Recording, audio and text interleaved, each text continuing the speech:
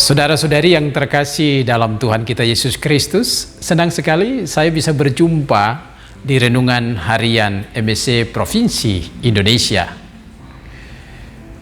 Pada hari Sabtu tanggal 16 Januari 2021. Bacaan-bacaan hari ini menarik untuk kita merenungkan lebih lanjut.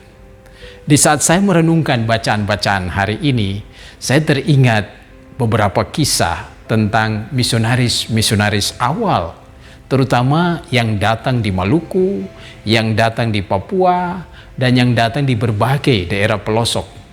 Suatu saat saya membaca buku yang di dalamnya ada laporan dari Pater Hendrikus Goossens, MSc, tahun 1926.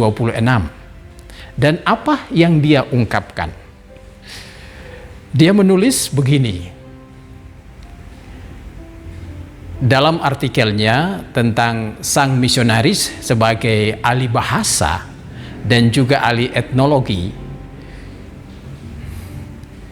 Dia mengungkapkan begini, para misionaris adalah orang-orang yang berjuang untuk mengetahui bahasa setempat.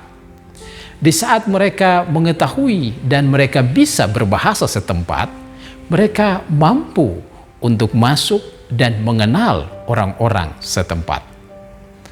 Ungkapan dari sang misionaris ini mengantar kita untuk memahami bacaan hari ini. Yesus ada bagi orang-orang pada masa itu. Kehadiran Yesus sungguh-sungguh membuat orang terpesona, orang ingin ikut dengan dia. Apa yang terjadi? Kehadiran Yesus juga membuat orang-orang yang datang dari berbagai golongan dan berbagai kalangan. Bukan hanya mereka yang mau dekat dengan dia, tetapi juga orang-orang berdosa, pemungut-pemungut cukai, semua orang yang pada masa itu terpinggirkan. Mereka juga mau datang dan mendengarkan apa yang disampaikan oleh Yesus. Kalau kita membaca Injil hari ini dari Injil Markus bab 2 ayat 13 sampai ayat 17, mengisahkan kepada kita Yesus makan bersama dengan orang-orang berdosa dan pemungut cukai.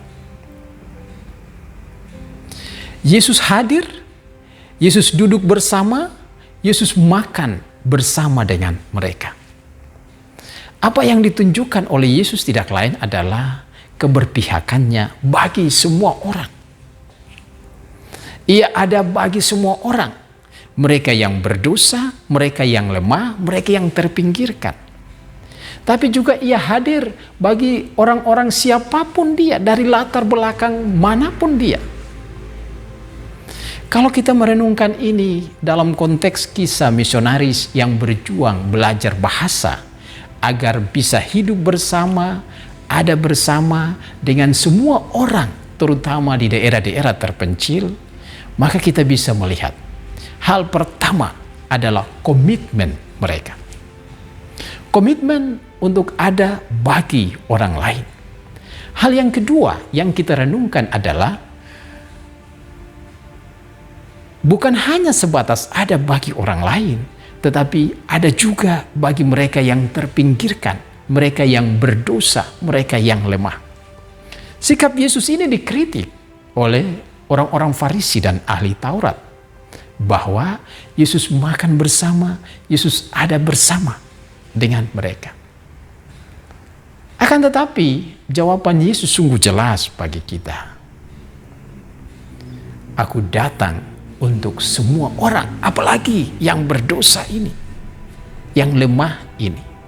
Saudara-saudari yang terkasih, bacaan hari ini mengajak kita untuk berefleksi lebih lanjut. Apakah kehadiran kita juga untuk semua orang, ataukah kita hanya ada bagi kalangan tertentu? Cerita misionaris-misionaris yang berjuang belajar bahasa untuk bisa hidup bersama, ada bersama dengan orang lain, menjadi kekuatan untuk kita. Saya dan Anda, mari kita belajar untuk kita mampu ada bagi semua orang, termasuk yang berdosa, yang lemah. Seringkali orang yang berdosa, orang yang lemah, kita membentengi diri untuk mereka.